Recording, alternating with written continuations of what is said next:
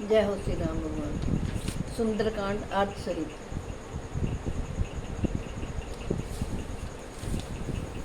शांतं शाश्वतं परमे मनघं निर्वाण शांति प्रदं ब्रह्मा शंभु फणीन्द्र सेव्यं निशं वेदांत वेद्यं विभुं रामाख्यं जगदीश्वरं सुरगुरुं मायामनुष्यं हरिं वन्देऽहं करुणाकरं रघुवर भूपाल चूडामणि नान्यास प्रिया रघुपते हृदय स्मदीयेव सत्यं वदामि च भवान् किलांतरात्मा भक्तिं रघुवरपुङ्गं भक्तिं प्रयच्छ रघुवरपुङ्गं निर्भरामे कामादेश दोषरहितं कुरु मानसञ्च अतुलित बलधामं हेम शैलाब्देहं धनज्वन कृशानु ज्ञानीनां ग्रगण्यं सकलगुणनिधानं बानराणां धीशं रघुपते प्रिय भक्तं वात जातं नमामि। जय हो। जामवंत जी ने कहा, हे रघुनाथ जी सुनिए। हे नाथ, जिस पर आप दया करते हैं उसे सदा कल्याण और निरंतर कुशल है। देवता मनुष्य और मुनि सभी उस पर प्रसन्न रहते हैं। अब इससे आगे सोई विजय विनय गुण सागर जय सिया राम तासु सुजु सुतर लोक उजागर जय सिया राम प्रभु की कृपा भेव सब काजू जय सिया राम जन्म हमार सुफल भा आजू जय सिया राम। हे श्री रामचंद्र जी, वही विजयी है, वही विनयी है और वही गुणों का समुद्र बन जाता है। उसी का सुंदर यश तीनों लोकों में प्रकाशित होता है।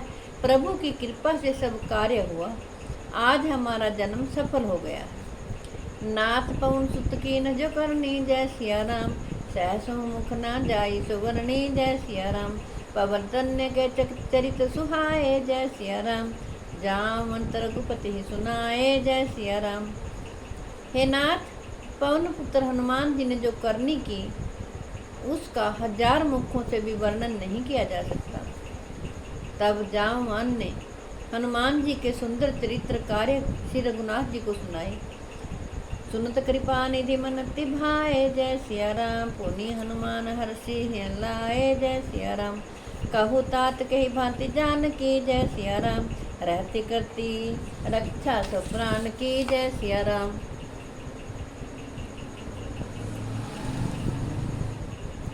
वे चरित्र सुनने पर कृपा निधि श्री रामचंद्र जी के मन में बहुत ही प्रसन्नता हुई। उन्होंने हर्षित होकर हनुमान जी को फिर हृदय से लगा लिया और कहा, हे तात, कहो सीता किस प्रकार रहती है और अपने प्राणों की रक्षा कैसे करती है। नाम पाहरू दिवस निशि ध्यान तुम्हार कपाट रामा ध्यान तुम्हार कपाट लोचन निज पद जिंत्रित जाहि प्राण के ही बाट सियावर राम जय जय राम मेरे प्रभु राम जय सिया राम करो कल्याण जय जय राम। हनुमान जी ने कहा, आपका नाम रात दिन पहरा देने वाला है। आपका ध्यान ही किवाड़ है। नेत्रों को अपने चरणों से लगाए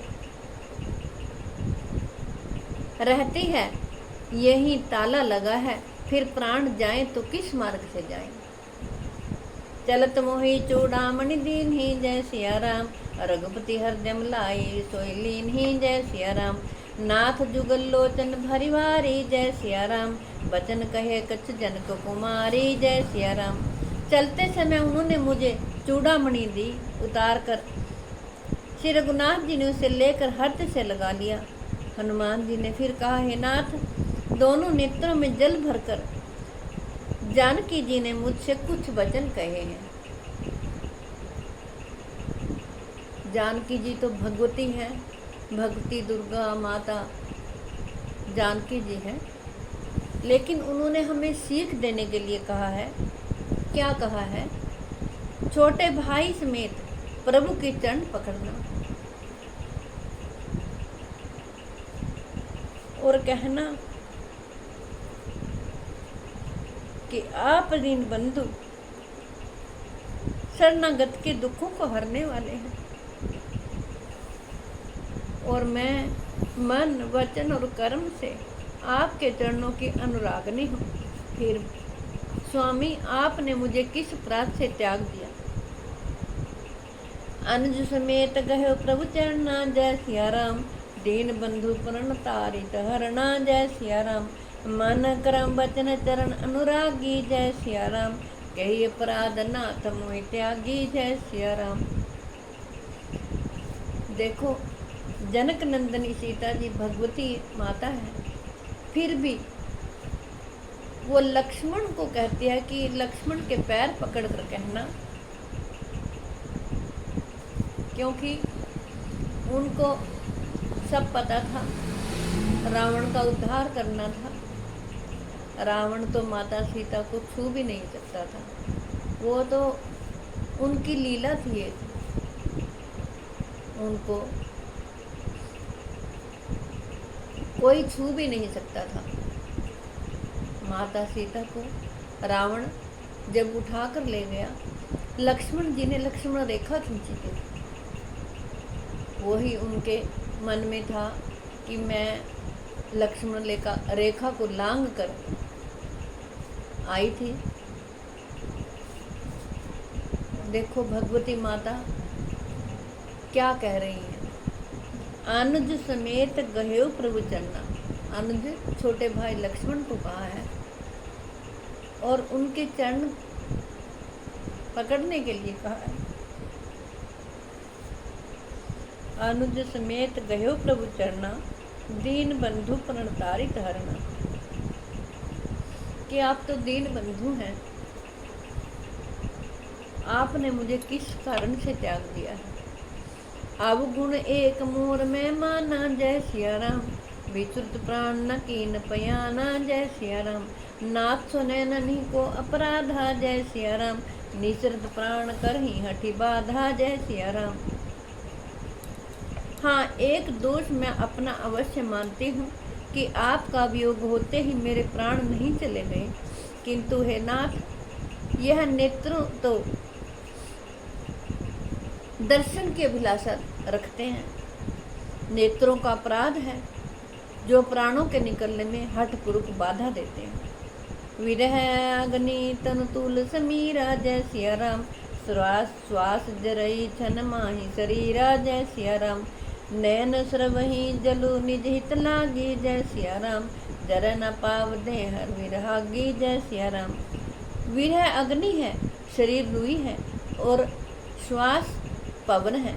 इस प्रकार अग्नि और पवन का संयोग होने से यह शरीर क्षण मात्र में जल सकता है, परंतु नेत्र अपने हित के लिए, प्रभु का स्वरूप देखकर सुखी होने के लिए जल आंसू बरसाते हैं, जिससे विरह की आग से भी देह जलने नहीं पाती।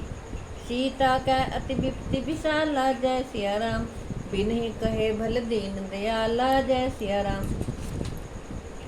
क्योंकि हनुमान जी अपनी आंखों से देख कर आए थे सीता माता किस प्रकार बरसात आए, आंधी आए, दिन रात एक अशोक वृक्ष के नीचे बैठी रहती थी। सीता की विपत्ति बहुत बड़ी है। हनुमान जी कहते हैं, ये दीन बंधु, वह बिना कहे ही अच्छी है, कहने से आपको बड़ा क्लेश होगा, बड़ा दुख लगेगा। क्योंकि हनुमान जी ने अपनी आंखों से देखा था, जब रावण आता था उनको तरह तरह के डरावे देता था, और फिर राक्षसियों को कहता था कि इसको जो त्रास दे, कष्ट दे। तब वो अपने अपने तरीके से उनको दुखी करती थी कि तुम रावण का कहना मान लो। रावण सोने की लंका वाला है, बहुत बड़ा राजा है, बहुत बड़े प्रलोभन दिए, पर लेकिन सीता जी ने एक बार भी रावण की तरफ देखा नहीं।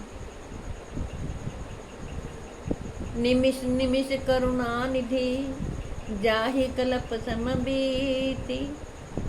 बेगी चलिए प्रभु आने, भुज बल खल दल जीति सियावर राम, जय जय राम मेरे प्रभु राम, जय सिया राम करो कल्याण, जय जय राम। हनुमान जी कहते हैं, हे करुणा निधान, उनका एक एक पल कल्प के समान बीतता है। अतः हे प्रभु, तुरंत चलिए और अपनी भुजाओं के बल से दुष्टों के दल को जीत कर सीता जी को ले आइए। सुनि सीता दुख प्रभु सुखाए ना, जय सिया राम भरी आए जल राजीव नयना, जय सिया राम वचन काए मन मम गति जाहि, जय सिया राम सपने हूँ बूझिए विपत्ति की ताहि, जय सिया राम। सीता जी का दुख सुनकर सुख के धाम प्रभु ने कमल नेत्रों में जल भरकर बोले, मन वचन और शरीर से जिसे मेरी ही गति मेरा ही आसरा है, उसे क्या स्वप्न में विपत्ति हो सकती है। कह हनुमंत तृप्ति प्रभु सोई, जय सिया राम जब तब सुमरिन भजन होई, जय सिया राम केतिक बात प्रभु जातु धान की, जय सिया राम रिपुहि जीति आन विजान की, जय सिया राम। हनुमान जी ने कहा, हे प्रभु, विपत्ति तो वही है, तभी है जब आपका भजन सिमरन ना हो। हे प्रभु, राक्षसों की बात ही कितनी है, आप शत्रु को जीत कर सीता जी को जानकी जी को ले आवेंगे। सुन कपि तो ही समान उपकारी, जय सिया राम नहीं को सुर नर मुनि तनु धारी, जय सिया राम प्रत्युपकार करो का तोरा, जय सिया राम सन्मुख होई न सकत मन मोरा, जय सिया राम। भगवान कहने लगे, हे हनुमान सुन, तेरे समान मेरा उपकारी देवता मनुष्य और मुनि कोई भी शरीरधारी नहीं है। मैं तेरा प्रत्युपकार बदले में उपकार तो क्या करूं, मेरा मन भी तेरे सामने नहीं हो सकता। हम तो हनुमान चालीसा पढ़ते हैं, सुंदरकांड का पाठ करते हैं, रामायण पढ़ते हैं, लेकिन हनुमान जी जब, मैं आपको एक बात बताती हूँ, हनुमान जी जब लंका को जला कर आए थे तो बहुत ही कष्ट में थे। उनका पूरा शरीर जल गया था और उन्हें जलन हो रही थी। राम भगवान जब चित्रकूट में रहते थे और अपने वनवास का अधिकतर समय 11.5-12 वर्ष तक भगवान श्री रामचंद्र जी ने चित्रकूट में ही बिताया था। और आज भी वहाँ पर माता जानकी के पद चिन्ह है, वो कुंड भी है जहाँ वो नहाती थी, जानकी कुंड उसको बोलते हैं। जब हनुमान जी आए थे तो श्री रामचंद्र जी ने देखा उनको बहुत दाह जलन हो रही थी। सीता जी की खोज लेकर जब आए थे तब श्री रामचंद्र जी ने तीर मारकर धरती से जल की धारा बहाई और उस धारा को हनुमान धारा कहते हैं। आज भी चित्रकूट में प्रमाण है। वहाँ पर वैसे ही युगों से युग पलट गया, उसके बाद द्वापर आया, अब कलयुग है। अब भी आज भी वहाँ पे वही जलधारा बह रही है। आप कभी जीवन में आपको टाइम मिले, वक्त हो, तो आप ज़रूर वहाँ पर दर्शन कीजिए, देखिए। वहाँ आज भी माता जानकी के पद चिन्ह हैं, भरत मिलाप का लिखा हुआ है सारा वहाँ पे वैसे ही यथावत। माता जानकी का चूल्हा है, क्योंकि जब भगवान श्री राम जी चित्रकूट में आए थे तो वहाँ पर सभी ऋषि मुनि भी आए थे। माता जानकी ने भोजन बनाया था, वो चूल्हा आज तक भी वहीं है, उसके दर्शन जरूर करने चाहिए। तो अगर मेरी आपसे हाथ जोड़कर प्रार्थना है, अगर आपको टाइम मिले चित्रकूट में ज़रूर जाएं। चित्रकूट इतना पवित्र धाम है जहाँ पर श्री रामचंद्र जी ने अपने वनवास के अधिकतर समय वहीं बिताया था। वहाँ एक पास में गांव है। उस गांव में, वो आदिवासियों का गांव था, जब श्री राम जी और सीता माता जानकी और लक्ष्मण जी वहाँ पे वनवास के दिन काट रहे थे, तो उस गांव में आदिवासी रहते थे। वो आदिवासी भगवान श्री रामचंद्र जी को नित्य नए नए कंद मूल फल भेंट करते थे, लाते थे, और माता जानकी उनको सजाकर, केले के पत्तों पर सजाकर भगवान श्री रामचंद्र जी को और लक्ष्मण जी को खिलाकर स्वयं बाद में ग्रहण करते थे। और जब माता जानकी एक बार नहा रहे थे, तो एक राक्षस आया और माता जी के वस्त्र चुराकर ले गया। और तब लक्ष्मण जी ने उसका वध किया और उससे वस्त्र लेकर आए। वो गुफा जिसमें रहते थे श्री रामचंद्र जी, वो एक बहुत संकरी, जिसमें इंसान खड़ा होकर नहीं चल सकता, ऐसी ऐसी गुफाओं में उन्होंने नंगे पैर टाइम बिताया है। उसके हमें ज़रूर दर्शन करने चाहिए, ज़रूर जाकर देखना चाहिए। और वो हनुमान धारा भी, वो जल वैसे ही प्रवाहित हो रहा है, ये नहीं पता कि वो जल कहाँ से आ रहा है। देखो कितने युग हो गए हैं। ये भगवान श्री रामचंद्र जी के भगवान होने के प्रमाण हैं। भगवान रामचंद्र जी ने कभी भी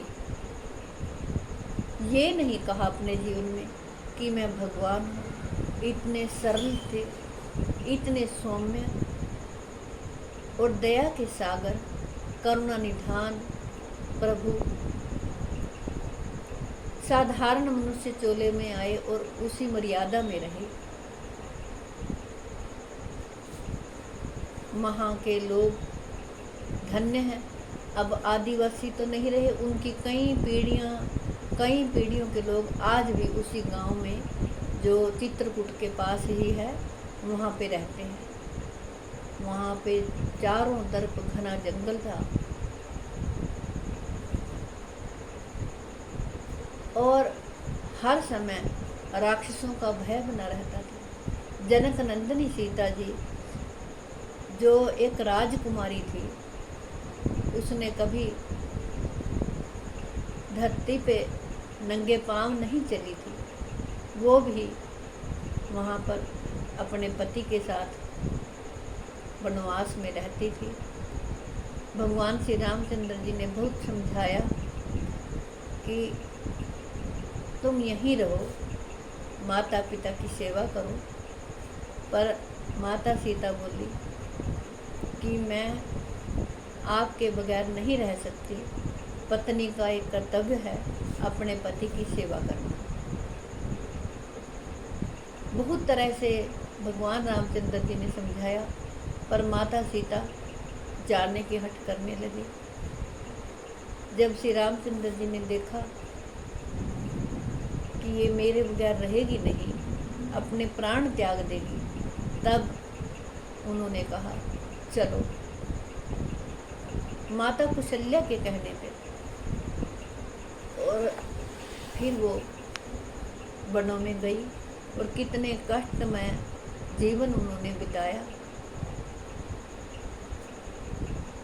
भगवान श्री रामचंद्र जी ने, जिनको सुबह राज्य मिलने वाला था, और ऐसे चक्रवर्ती राजा के पुत्र राजा दशरथ, जो देवताओं के साथ जिनकी इतनी अच्छी मित्रता थी कि जब वो जाते थे तो इंद्रदेव अपना सिंहासन छोड़ देते थे और उन्हें अपने सिंहासन पर बराबर बिठाते थे। और जो कुशल्या थी, माता कुशल्या, वो बहुत ही सुंदर थी। भानुमंत राजा था एक, उनकी लड़की कौशल्या थी। और जब कौशल्या को दशरथ जी ने देखा तो वो मोहित हो गए। तब उन्होंने उससे विवाह किया और एक कौशल देश है, कौशल, वो कौशल्या के पिताजी ने माता कौशल्या को दहेज में दिया था। जब दशरथ जी अपने ससुराल जाते थे, तीनों रानियों को और राजकुमारों को लेकर के जाते थे। तो जो वहाँ का राजा था, उनका ससुर, फिर वो सिंहासन छोड़ देता था, उसके ऊपर बैठकर राजा दशरथ जी राजकाज देखते थे और बहुत समय वहाँ पर बिताते थे। तीनों रानियों को साथ लेकर जाते थे, चारों राजकुमारों को साथ लेकर जाते थे और वहाँ पर उन्होंने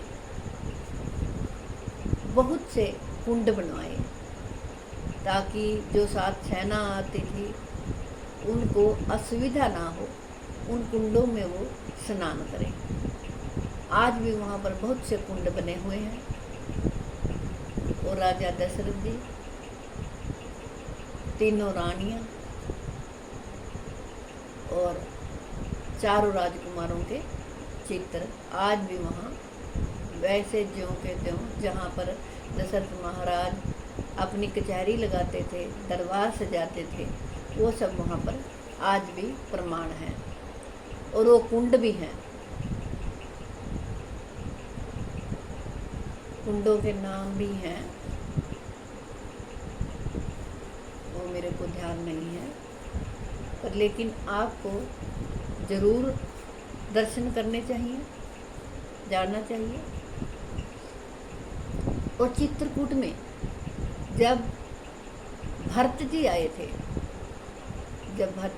थे तो एक वहाँ पर लक्ष्मण पहाड़ है। लक्ष्मण पहाड़ के ऊपर लक्ष्मण जी पहरा देते थे। श्री रामचंद्र जी के कहे अनुसार लक्ष्मण पहाड़ पर लक्ष्मण जी वीर आसन में बैठे रहते थे और वो पहरा देते थे। जब उन्होंने देखा कि भरत जी आए हैं और पूरी सेना को लेकर आए हैं, तब लक्ष्मण जी को मन में गलतफहमी हो गई और उन्होंने कहा, भैया भरत सेना समेत आ रहा है।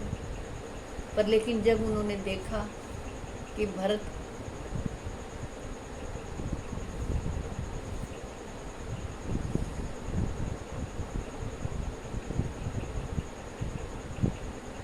दंडोत करते आ रहे हैं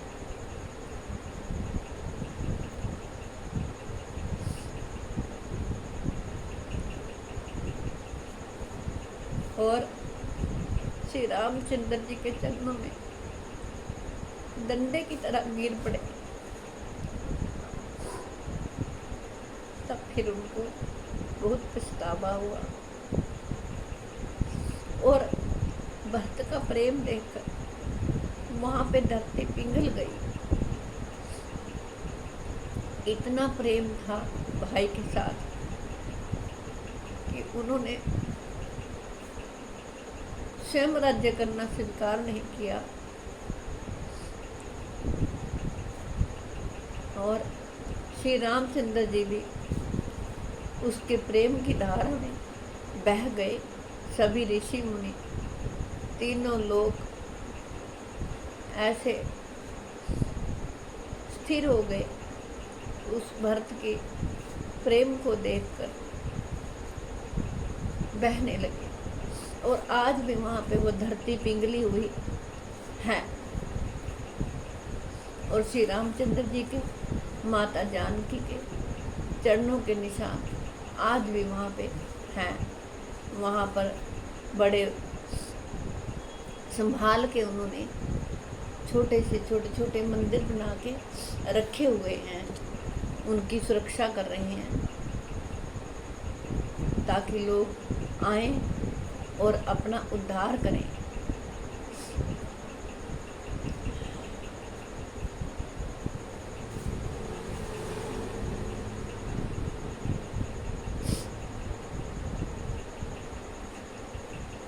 जय हो श्री राम। मंगल भवन अमंगल हारी, द्रवहु सुदशरथ जर बिहारी। आगे का प्रसंग मैं अगली वीडियो में बताऊंगी, वीडियो बड़ी ना हो जाए इसलिए मैं यहीं विश्राम लेती हूँ। अगर हम रामायण के जो है पाठ करें और अपने घर में हर रोज नित्य, तो कोई लड़ाई झगड़ा ना हो, किसी से समझाने की ज़रूरत ना हो। रामायण में जो भाई भाई का प्रेम दिखाया है, लक्ष्मण जी, शत्रुघ्न जी, श्री राम और भरत, इनका जो प्रेम है वो कहने सुनने से परे है। इनको कोई गा नहीं सकता। मेरी तो कोई औकात नहीं कि मैं वर्णन कर सकूं, लेकिन अपनी बुद्धि के अनुसार सुंदरकांड का पाठ जो मैं करती हूँ उसका थोड़ा बहुत अर्थ अपनी बुद्धि के अनुसार आपको समझाने की कोशिश करती हूँ। मेरे से कोई त्रुटि हो गई हो तो क्षमा करना। जय श्री राम।